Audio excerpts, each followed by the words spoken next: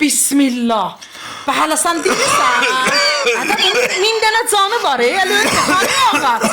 Hani o den. Mənim üstümə evlənsən. Mənə nə verdin? Mənim üstümə evlənirsən. Mənə nə verdin? Ölürəm də səni. Yox, gərək öləsən elə. Mənə nə veribsən? Nə veribsən? Sənə sıçan davası verdim. Niyə verdin axı? Verdim üstümə niyə evlənmişdin? Babam da mən bir bok idi yemişdim də nə deyək günah məndə Yox, dər bundan idi ki. yeçəpoq yemək olmaz. Babam səndə də günah, sən mənə yetişsəydin mən öyle bir evlənməzdim. Yox, gərək hər kəsə yetişmədən gedib evlənəcək. Babam be araba kişiye yetişmese ki de gidip yerlerde de bir dakika daha söz değilim. Bak Ha, dayandım. Tez ol de görüm. bak be da mənə sıçan davası verip sen ölürəm.